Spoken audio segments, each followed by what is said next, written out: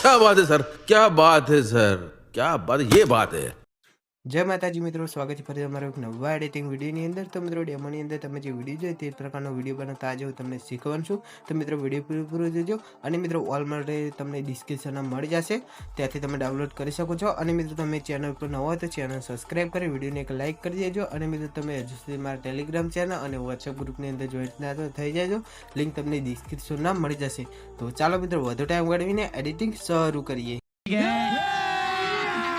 अभी मजा आएगा ना भिड़ो। સૌથી પહેલાં મિત્રો તમારે બીટ માર્ક અને સોંગ લિરિક્સ જે છે મિત્રો બંને પર તમારે એલાઇટ મશીનની અંદર એડ કરી દેવાનું છે। જો એડ કરતા ના આવડતું હોય તો આપણે ડિસ્ક્રિપ્શનમાં વિડીયોની લિંક આપી છે, તે વિડીયોને તમે એડ કરતા શીખી શકો છો।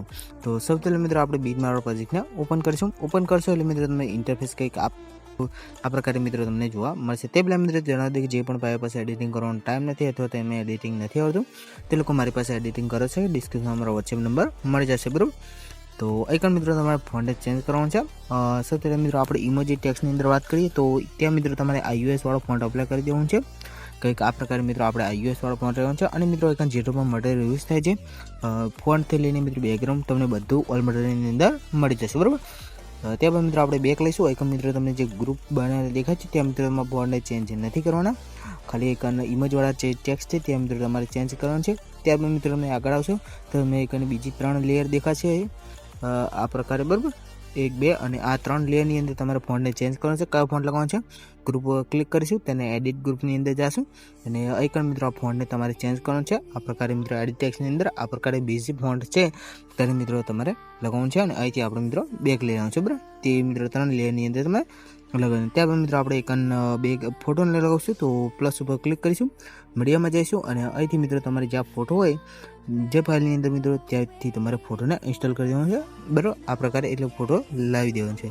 ત્યાં મિત્રો મને લાસ્ટવાળા બીટા બન છે તો આ ઓપ્શનને ક્લિક કરવાનું છે। ફરી એક ઓપ્શન ક્લિક કરી અને આ ઓપ્શન દેખાય છે ત્યાં મિત્રો તમારે ક્લિક કરશો એટલે ફોટો તમારો લાસ્ટ સુધી આવી જશે। ત્યારબાદ મિત્રો ફોટોને તમારે ક્લિક કરીને આ પ્રકારે તમારે નીચે રાખી લેવાનું છે, કંઈક આ પ્રકાર, બરાબર। ત્યારબાદ મિત્રો તમારે ફોટો ઉપર તમારે એકવાર ટેપ કરવાનું છે, એના મૂવ એન્ડ ટ્રાન્સફોર્મમાં ક્લિક કરી અહીંથી મિત્રો તમારે ફોટોને સહી રીતે સેટ કરી દેવાનું છે, કંઈક મિત્રો આ પ્રકારે તમારે ફોટોને સરખી રીતે સૌથી પહેલાં તો મિત્રો તમારે સેટ કરી દેવાનું છે, બરાબર, કંઈક આ પ્રકારે।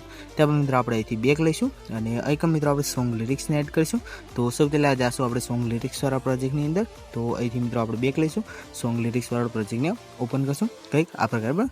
ત્યારબાદ મિત્રો આપણે આઇકન પર ફોનને ચેન્જ નથી કરવાનું, ખાલી iOS વાળો ફોન આપણે ઇમેજવાળા ટેક્સ્ટની અંદર લગાવી દેવાનું છે, બરાબર। અને અહીંથી મિત્રો તમને એક ઓપ્શન જોવા મળશે ત્યાં ક્લિક કરવાનું છે અને સિલેક્ટ પર ક્લિક કરી અહીંથી મિત્રો તમારે ફરી ઓપ્શન ક્લિક કરી અને આ લેયરને મિત્રો તમારે કોપી કરી લેવાનું છે, અહીંથી બેક લેવાનું છે અને બીટ મારો પ્રોજેક્ટને ઓપન કરવાનું છે। આ એરોવાળા દેખાય ત્યાં મિત્રો તમારે એકવાર ટેપ કરવાનું છે એટલે તમે આ સેકન્ડવાળા બીટે આવી જશે। ત્યારબાદ મિત્રો તમને આ ઓપ્શનને ક્લિક કરવાનું છે અને અહીંથી મિત્રો આ જે આપણે 10 લેયરને કોપી કરી હતી તેને આઇકન આપણે પેસ્ટ કરી દઈશું, બરાબર, કંઈક આ પ્રકારે, બરાબર।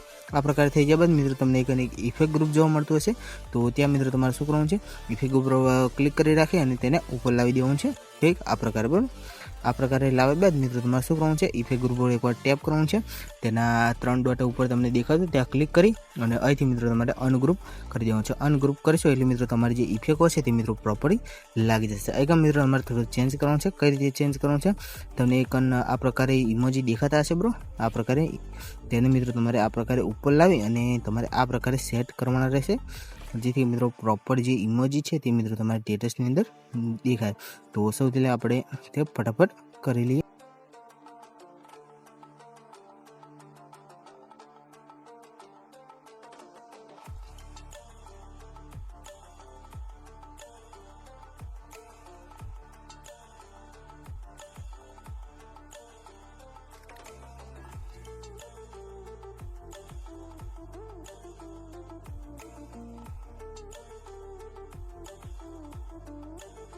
આ પ્રકારે થઈ ગયા બાદ મિત્રો તમારે આઇકન નીચે પણ ફોન્ટને ચેન્જ કરવાનું છે।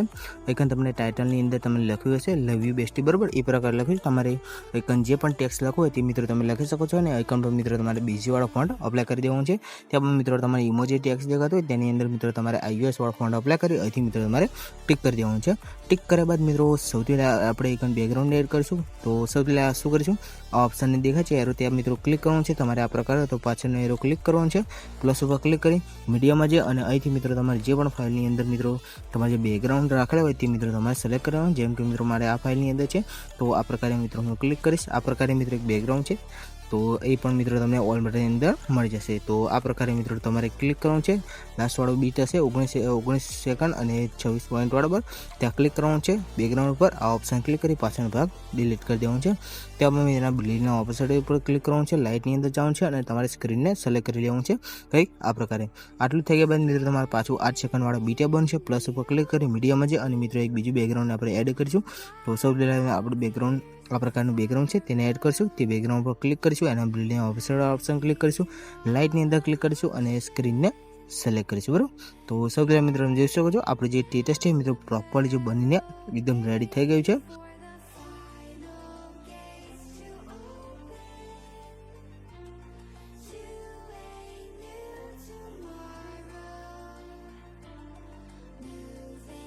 તો અહીં મિત્રો આપણું જે સ્ટેટસ છે મિત્રો પ્રોપરલી બનીને એકદમ રેડી થઈ ગયું છે. એક્સપોર્ટ કરવા માટે ઉપર તીરવાળા ઓપ્શનને ક્લિક કરવાનું છે અને અહીંથી મિત્રો તમારે વિડીયોને એક્સપોર્ટ કરી શકો છો. મિત્રો વિડીયો ગમે તો વિડીયોને લાઈક, ચેનલને સબસ્ક્રાઈબ કરી દેજો. તો મળી મિત્રો એક નવા એડિટિંગ વિડીયોની અંદર. ત્યાં સુધી મિત્રો જય માતાજી.